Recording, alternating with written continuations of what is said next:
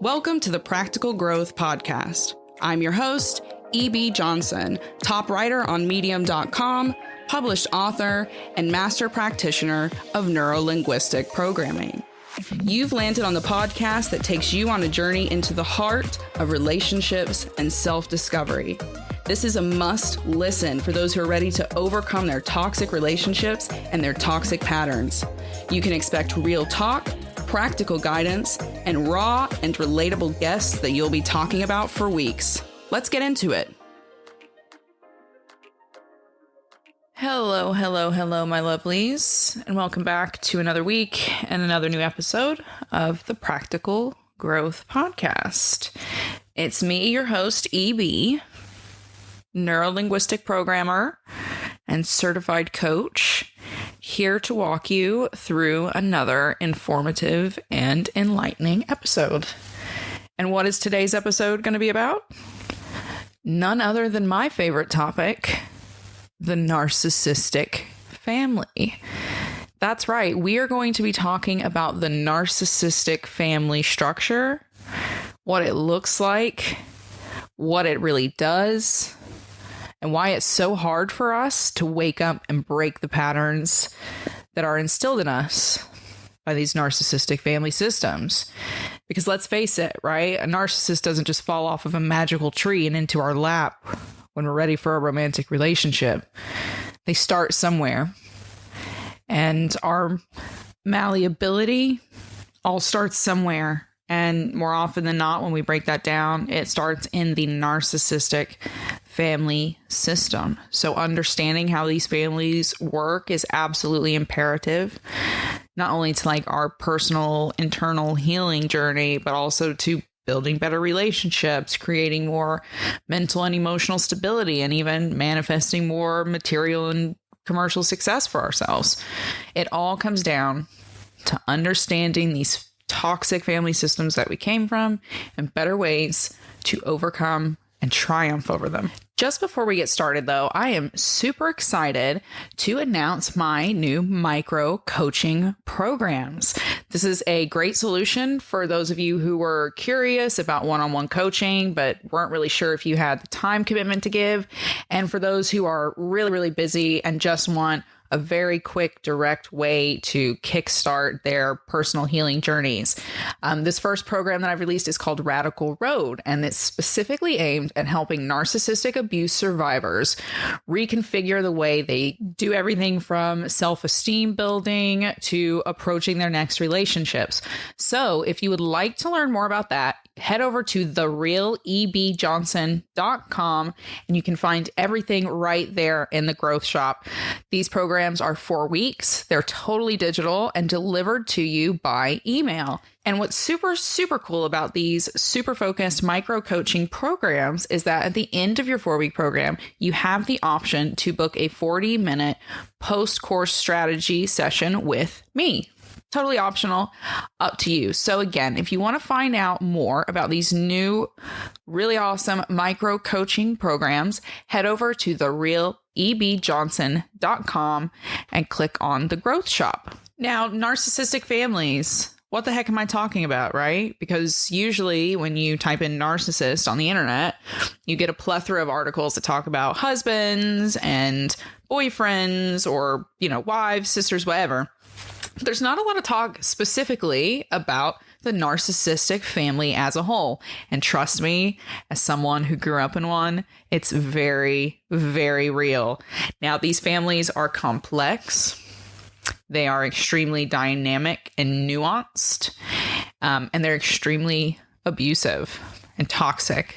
There are a lot of different symptoms and behaviors that can signify and kind of embody the toxic family, right? Because no two families are exactly the same, but overall, these families center around these really awful and off-balance power dynamics and power struggles, and they create all kinds of toxic beliefs which haunt us throughout our adult relationships and the rest of our lives and futures. Before we can really understand the behaviors of the narcissistic family, we need to understand the different personalities that we find, because narcissism is a personality disorder. And through understanding these kind of sub-personality types and also the personalities of the victims and the other cast-on roles, we can then better understand, visualize these really obnoxious, ridiculous, abusive, and abrasive behaviors that create the toxic adult patterns for us throughout the rest of our lives. If you've been following me for a while or listening to the podcast, then you've heard me frequently talk about my narcissistic family.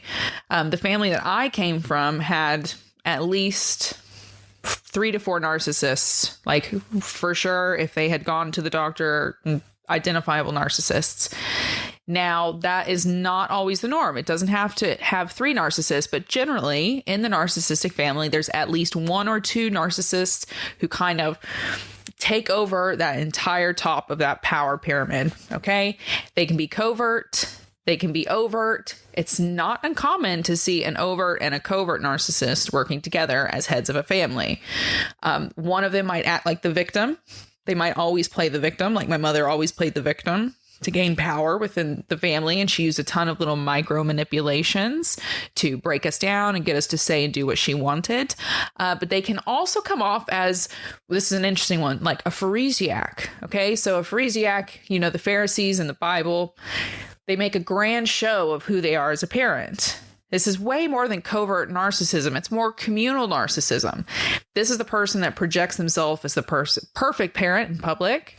And then behind closed doors, it's absolute hell for everyone else. They can just be outright like mommy dearest abusive, or they can do more subtle emotional abuse over time.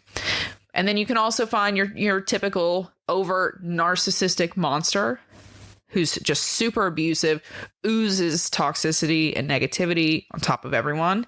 And then you also can have the judge.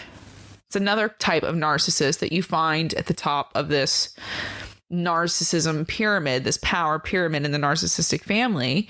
And this one, they kind of disengage a bit with the family. They prefer to break off with the family at times, judge them, isolate them, punish them through a withdrawal or a lack of affection.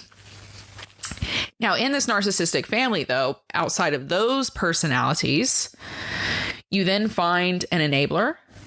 There's usually someone beneath the narcissist, the main narcissist, who is enabling them. Okay, because narcissists don't exist in a vacuum.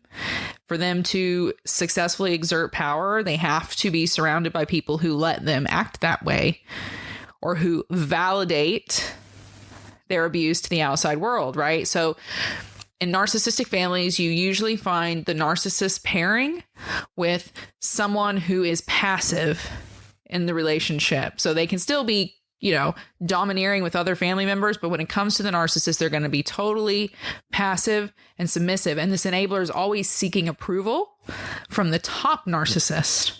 And that is really a key personality that you find in these narcissistic families. But you also find the scapegoat, right? And this, I didn't really have like the worst scapegoat experience. I definitely inhabited that role, especially for my mother, at the end of my high school years. And the scapegoat is kind of the one that bears the brunt of the emotional abuse, the physical, sexual, financial abuse, all of the abuse. They bear the brunt of the abuse, and they are perceived as the weakest person in the family. So it's not uncommon for the youngest child to be the scapegoat. It's whoever is going to be least likely to stand up and tell the narcissist to shut the hell up. Okay, so the scapegoat, very, very common personality type. And you can see how these different personalities, these victims, the Pharisaic, the enabler, the monster, the judge, the scapegoat, you see how all of these toxic personality types can kind of bubble together and create these key symptoms that disrupt, wound, isolate, and poison these narcissistic family members for decades and generations to come. I work with a lot of clients who have had similar experiences to mine. They grew up in narcissistic families. They sustained a lot of narcissistic abuse at an early age or with their early partners. And they come to me and they really want practical advice on how they can move their lives forward, because they get stuck in these rumination ruts and they get stuck in these cycles that just totally drain them, wear them down to a point that they don't even feel that life is necessarily worth living. And what I always explain is you have to really pull off the cover of this truth and you have to look at it for what it is. And then in order for you to recover, you have to first see the individuals, these narcissists in your family, for who they are. And then you confirm your beliefs by breaking down their behaviors. So we want to go from identifying these personalities and then kind of validating our experience through breaking down the behaviors and understanding these behaviors that keep repeating through our families and through our own relationships. So when we're looking at the narcissistic family, once we have that kind of high level understanding of these different personalities, so for me, it was understanding a covert narcissist, the victim, and then being able to compare that to my mother. So I was sitting there going, wow, that really sounds like my mother. Like that sounded like her personality type. Let me break down our relationship. What was happening in our relationship? What were the symptoms? So these are some of those symptoms. These are some of the signs that you might have come from a narcissistic family. Number one, this is the biggest one. Big. Enmeshment. And most people have never heard of this. But when I explain it, a lot of people have experienced it. Enmeshment occurs when the natural bonds and boundaries in a family are completely dissolved. Oh, yes. In a happy, healthy, balanced family, there are lots of boundaries. You can shut your door and lock it when you want to be alone. You can have your own private thoughts. You can believe different things openly, safely, without being condemned, without being judged. There are families in which different personalities, thoughts, opinions, approaches to life are openly accepted, but not in the narcissistic family. Absolutely not. Absolutely not. Individuality is not tolerated in the narcissistic family. It's just not. Anyone who tries to break outside of what is the expected norm is going to find themselves having a very uncomfortable experience, if not an outright impossible one. So we're talking the kids that like to listen to different music, that want to dress in all black and give themselves a mohawk, getting kicked out of their childhood homes, which, believe me, that was a thing. That is a thing that happened to people that I knew growing up. I myself was at risk of that several times. There is no individuality in the toxic family, and that is part of enmeshment. The narcissist and the enabler at the top of the pyramid take control of the family, and they decide how the rest of the interactions with that family within that family will take place. They disallow personal autonomy. Okay, you can't have your own thoughts. There is no privacy. And they can't allow or afford secrets and personal space. They can't, because within that space, you're going to think for yourself and you will realize how you are being controlled and manipulated, and then you will rebel against it. So there's always this kind of substructure of resentment and conflict within these narcissistic families, because your subconscious always realizes it's being violated and manipulated. And this is all balled together to create this enmeshment, these toxic families in which there is just no boundaries. You do what you're told, you think what you're told, no excuses, and that's it. There's no child that's allowed to have their personal space. They will have, this is the family that takes the door off the hinges for their teenage kid, right? So that they can't have any privacy. It's that kind of family. Toxic enmeshment, one of the biggest signs and symptoms that you might be in a narcissistic family. Now, number 2 is really interesting, because number 2 it involves the creating of scapegoats, which is a very unique feature to these abusive narcissistic families. They love a scapegoat. Okay, this is the primary person who gets the majority of the heat. They get the negativity.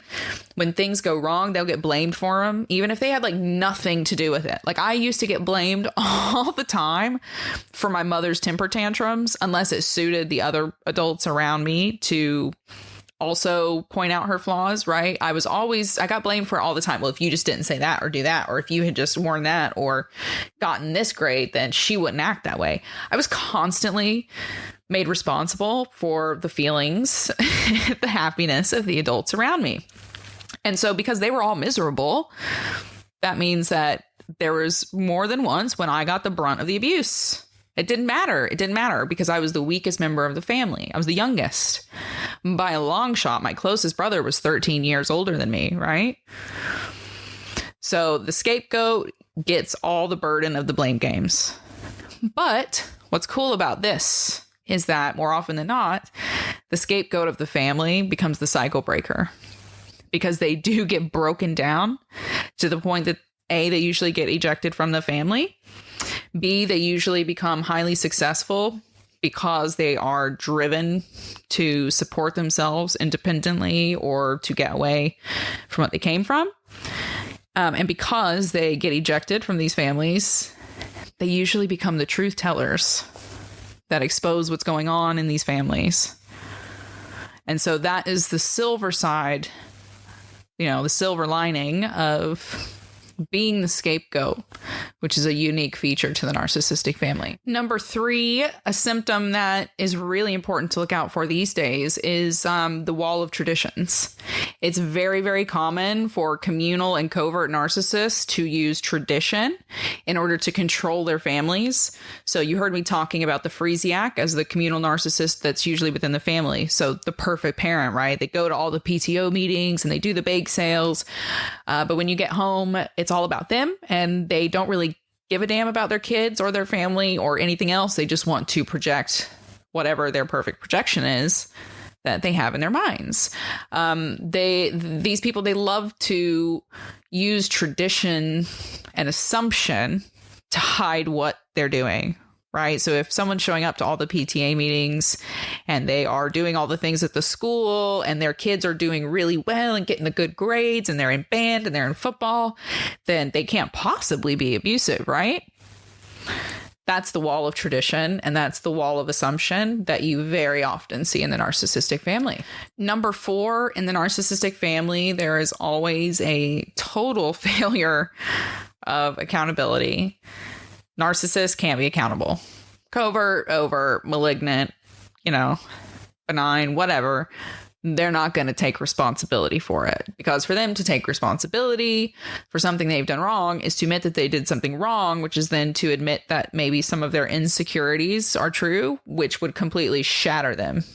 Because the narcissist's ego is about as thick as a layer of phyllo dough. That's about how thick it is.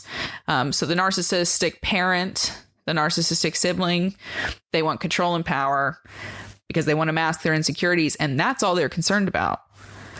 If someone wants them to be accountable, they would rather just get rid of the person. So it's all a charade. It's meant to keep their weaknesses out of sight. Blame games come standard in the narcissistic family. Number 5, there's also a total off balance amount of attention in these families. I mean, it's just absolutely ridiculous. It is all about the narcissist.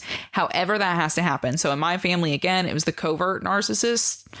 It was that covert narcissism that was the primary soul-sucking black hole within the family. My mother exhibited all of the traits of a covert narcissist. It was victim, victim, victim. You have to take care of me. My brothers had to take care of her. They had to find houses for her and give her money. And, I had to emotionally nurse her and make sure I was making her happy and doing all the things that were making her happy. In the narcissistic family, the narcissist has to come first at all times. And they'll do whatever they have to do to make that happen. To the narcissistic parent, caretaker, sibling, friend, the only thing that really matters and the only thing that gets sufficiently met all the time is their needs. You will always come in second in the narcissistic family. Number 6, did your family have an inordinate amount of conflict? Like, I mean, fights all the time. I'm not talking about little cliche political disagreements at Thanksgiving. I'm talking about fights all the time. Like, anytime you were all going to be together, there was going to be a fight. Maybe as a kid, you just like automatically got yourself out of a room as soon as you could because it was just always so uncomfortable. Again, narcissistic families are filled with conflict. That is the only way they really exist. Narcissists are always in conflict with themselves, and because they center the universe around them, they create conflict and discord everywhere else around them as well. So, especially with malignant narcissists, they'll use this conflict to destabilize people and gain more control. They create conflict because of the manipulations, because of the enmeshment. They pit siblings against one another. The only way you can really kind of deal with it all is to not deal with it, right? You either engage or you just don't deal with it. And that's how a lot of us that come from the narcissistic family learn how to shut down and just walk away. Number 7, perfectionism and demands for perfection as validation and in order to earn love. Yeah, so many of us grew up with that. That is another trait that comes standard. And when you see those personalities again of the narcissistic families, you see how that breaks down. Because the narcissist is at the head of the family, they see the family as a projection of them, right? Kids, anyone within the family is really just an extension of the narcissist. The narcissist sees them as a reflection, as an arm, as a leg, whatever it is. And so because of that, they want it to be the best of the best because they think they're the best of the best, even though they know they're not the best of the best. So they have to project this. Okay. It's the facade that they have to put up, keeping up with the Joneses in a way. So a lot of them do this by demanding perfection, especially out of their children. So you'll see kids that are in like a million different after school projects and they're totally burned out and they're doing all the things and they're getting into Yale and they're getting into Harvard.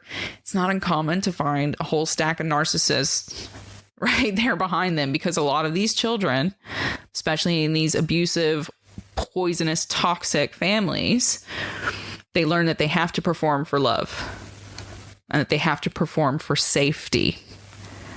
Because if you come home with bad grades, you're going to get your ass beat.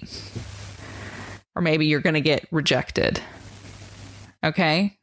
This is just a basic projection of the narcissistic family. Number 8, you'll find a lot of emotional manipulation in the narcissistic family as well. Yes, physical abuse and sexual abuse and stuff that can happen as a norm, but emotional manipulation is basically a facet of everything that happens in the narcissistic family because it's much more subtle. It enables the narcissist to get away with a lot more pushing people around, and it creates conflict in other relationships, which allows them to dodge accountability. So, look for family that emotionally manipulates you. They'll play games with your emotions. Maybe they make you angry in order to destabilize your decision making. Or they might make you sad or guilty in order to control your actions and behaviors, to make you make their choices instead of your choices. And you just really can't fall for it because emotional manipulation is dangerous. It's a lot harder to spot. And I know that a lot of you are like, okay, we get it. Narcissistic families. Why is it such a big deal? Narcissistic families. Here's why it's such a big deal, right? Our world is falling apart. It's falling apart. It's melting. The oceans are on fire. The animals are drowning in plastic. We're choking ourselves and dying of plague. It's a tough world to be in. We need total political overhauls. We need a new world yesterday. But marching on the streets, as we've seen, is no longer effective. It's no longer effective. It's gone so far beyond that. Now it has to start with this change that we want. It has to start now at a core level, at a personal revolution level. And for most of us, more of us than we realize, that's going to start with resolving our childhood traumas, which so many of us have, in order to lift the veil as it were, and become more fully who we are. Now, within that, within my work, within my writing, what I've also realized is so many of us came from narcissistic families, because there's a lot of cultures in the West that have been fostering and nurturing these narcissistic personality traits intentionally for a long time. A long, long time. And when you come from those narcissistic families, you are traumatized. And that trauma changes who you are. When you are raised in a narcissistic family, you learn that you're worthless because you are taught to see yourself as the narcissist sees you. And that is, your worth only extends as far as they need or want you. So foundationally, as a child, you come to learn that you're worthless because at any moment they can decide that you are. And because you're worthless, you start to believe that your emotions are worthless. And you're in so much pain that you can't escape that you learn to turn off, check out. You don't learn how to engage with, communicate with, and understand your emotions. So your emotional intelligence as a person, whoop, shut right down. And then you learn that love has to be earned, because to the narcissist, you're a projection. So for you to get not punished, you have to project the right persona for them. So you learn to chase outward validation. And because you chase outward validation, you end up in all these crappy relationships as an adult. Friendships, work relationships, romantic relationships. None of them fulfill you because you're chasing the validation of someone else, so you never feel validated. Because, that doesn't do the trick. And then you end up resentful of those relationships. And you end up resentful of yourself for making those relationship choices. And then the cycle starts again. Your insecurity bottoms out. You check out. You turn off your needs again. You stop paying attention to your needs. And then you tell yourself, well, I just didn't do it hard enough. I just didn't do it right. So you start chasing that perfection again. You start chasing that validation that you didn't get from your narcissistic mommy or daddy or brother or sister. And the burden repeats, and it repeats, and it repeats. That is why I talk about narcissistic families all the time. Because every time I talk about narcissistic families, I pull up the veil for somebody else. And when I can pull up that veil, their personal revolution can begin. And every personal revolution that happens is a piece of the bigger revolution that we need for ourselves, our society, and our planet as a whole. I'm not going to leave you hanging without giving you some practical advice. But before we can leap into that, there's just a few more things that I need those listening that came from narcissistic families. I need you to zone in right now, and I need you to understand something. Your family is not the average toxic. It's not. You are not going to be able to just Google, what do I do about a family fight? That's not going to work in your case. Narcissistic families usually couple multiple forms of abuse together, and they differ from the typical abusive family in that they will seek to destroy anyone who tries to break their power. They'll do it in different ways. It's usually excommunication and emotional destruction, but make no mistake, healing from your toxic family means a break with that family of some sort and major conflict. You also need to understand that there's no changing them. Period. Like, that's it. Period. I always have people that try to argue that, well, maybe they'll read a book and come back. Stop it. Less than 1% of narcissists ever seek treatment, and most of those who seek treatment use it as a manipulation tool in future relationships. There's no changing them. It's part of their personality disorder. They can't see how fucked up they are.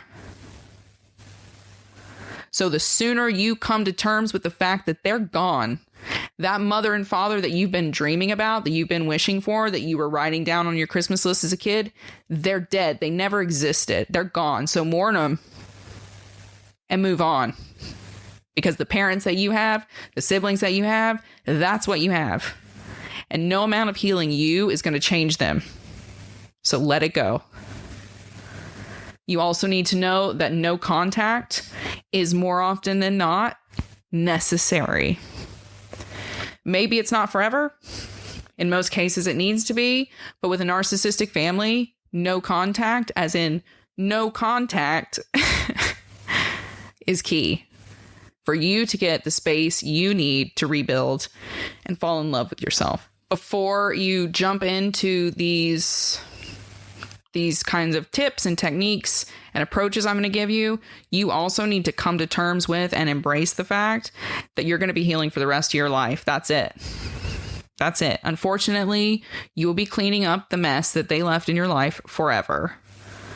You will get to plateaus where it's really, really easy, though, where it's just easy to see what they are and to see what you want to be and to act accordingly. But really, the damage from narcissistic families is unknowable. Like, we're still learning so much about human emotions and how they're affected and how our brains are affected developmentally throughout our lives. But like, make no mistake, the patterns that repeated in your toxic family, they'll repeat throughout your own life. You pick up nasty stuff from the narcissists around you, even if you don't intend to. And it doesn't mean you're a narcissist, but you've got to rid yourself of those toxic reactions and those toxic manipulations as quickly as you can, because they are going to obstruct any chance of a happy relationship with yourself, with friends, with family, and future. Destruction is inevitable. Before you take this leap, you need to know that this is going to be the end. This will be a death and a rebirth, and it will feel like it. So take a deep breath. It's not easy, but it's worth it. All right. Are you ready? Here are my best tips for recovering from narcissistic family abuse as I understand them, as I have lived them, and as I have watched my clients succeed with. First and foremost, you have to let yourself see the truth. And this is a process on its own. It takes a lot of time.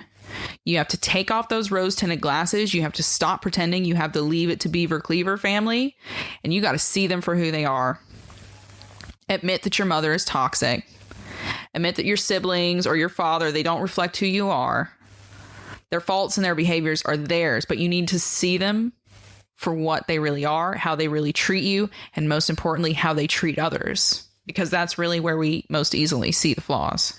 Next, lean into ironclad boundaries. Boundaries are a necessary part of every single relationship that we have, and they are especially necessary if you are still in any form of contact with your narcissistic family.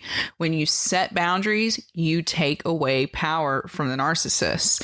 These boundaries should include how you want to be spoken to, what you want to talk about, and even like what details of your life and space you're willing to share with them. Because guess what? No one has a right to just take up room in our lives, especially if they're toxic and damaging. Doesn't matter if they're family. So you've got to start putting lines around everything that matters to you and refuse to budge on those things. You have a right to tell your family no, and you have a right to not show up to things, to not invest in things, to not be a part of their lives if they can't respectfully and honorably be a part of yours. 3, make sure that you are always seeking, as the, child or scapegoat or offcast from a narcissistic family, to move away from confrontation. As you lean into your boundaries, you're going to find that conflict, especially with this family, is more and more common. Narcissists and enablers will do anything they can to make sure that those delicate power dynamics they've created are maintained. So, if they've got to do a terror campaign against you and create a bunch of fights and toxic emotions and, basically rip the family apart at shreds to protect their kind of illusion of self, then that's what they're going to do. So you've got to avoid those conflicts because you're giving them power. Don't give them arguments. Okay. It does little for you and everything for them. Walk away. If you've got to literally get up and leave the room, do it. What I always recommend is adopting a technique known as the gray rock technique. And this is where you pretend you're a rock around them. You don't tell them anything that matters to you. Nothing. You keep it surface deep and you never let them go further than that. And then how can they harm you? What are they going to say? Nothing. They have no details of your life. So provide them with no information. Be immovable and unattached. 4, you need to create space between yourself and this family. Maybe you've gone no contact or you're thinking about going no contact. You need distance. This should start as emotional distance. You should start emotionally detaching yourself from the people who've been abusing you. And then what usually I recommend is that you then take physical space. You definitely don't need to be living under their roof. It's even better if you live in another city, another state, somewhere where they don't have instant and easy access to you. You need to make a plan to create that space because, like it or not, space is the best defense against a narcissist. So that's why I preach things like the gray rock technique, because by, being unattached to them, what you're actually doing is emotionally distancing yourself from them. Okay, staying in contact within reach, they're going to keep doing what they do. It's not going to change. So find a way to take control over your life and remove yourself from their vicinity. Last but not least, you need to have a self-healing plan. And people don't like to hear this. I know that I have a lot of PhDs and therapists out there that get mad when I say this kind of stuff because you can't do that. You need professional help. Yes, you do need professional help. But speaking from experience, most professionals, especially if you're on a limited or low access income, do not have experience in narcissistic abuse. Not one time in the more than 10 therapists that I've seen since I was about 8 years old, not one time did any of them ever successfully identify a narcissist in my family. As a matter of fact, the 10 that I can think of off the top of my head, every single one of them told me I was at fault for the way I was being treated by my mother and other family members. Yeah, getting kicked out of the car at 17 and abandoned on the side of the road in the middle of nowhere as a 17-year-old blonde-haired, blue-eyed girl. Yeah, my therapist told me that was my fault for talking back to my mother. Okay? You need to have a self-healing plan in place. Get your professional help, but then do everything you can outside of your appointments to work on yourself. Read all the books, get a coach, watch all the videos on YouTube. There's like a million free things that you can do to create an accessible self-healing plan because you're going to need it. Because at the end of the day, there's no other person out there that's going to be able to actually do the work that you need to do to feel like a human being again. So find a way to heal yourself across a million different levels. And start with accepting yourself and accepting that you can improve your life. So what do you think? What do you think? The narcissistic family, did that describe some of the experiences you've had? Some of the personalities you found within your family? Just because it's not being talked about all over the internet all the time doesn't mean it's not a thing. Narcissistic families are a thing, whether they are covert or overt, malignant or benign, they exist everywhere. And in whatever way they're doing it, they're all doing damage to us. That inability to form that relationship you're craving, yeah, it probably came because you learned that you couldn't even trust the people that brought you into the world. Healing these wounds from the narcissistic family is an absolute must. If you want to get better, if you want to get happier, if you want to find success, if you want to be empowered to do whatever it is you want to do, so much of it centers on accepting who your family was, accepting what your past really was, and rebuilding the best way that you can. And that's what this is all about. So if you loved this episode, if you learned something about it, I'm very, very grateful. I'm so grateful that you're coming along on this journey with me. Why not leave a quick 5-star review over on Apple Podcasts? I'm actually going to be giving out a free childhood trauma ebook to everyone that goes and leaves a 5-star review and then sends me a screenshot of it on either Instagram or by email. Okay, so it's a great way to, again, kind of help you start this journey and really dig in on the right path. So if you'd like that free ebook, leave a 5-star review on Apple Podcasts and then send me a quick screenshot. For everyone else, if you're interested in my coaching programs, head over to therealebjohnson.com to learn more about my micro coaching digital programs and also my full-on intensive 8-week courses specifically designed for narcissistic abuse survivors. You guys have been really, really great. And as always, I am so grateful and honored for your support. Until next week, hang in there and keep on trucking. Bye-bye.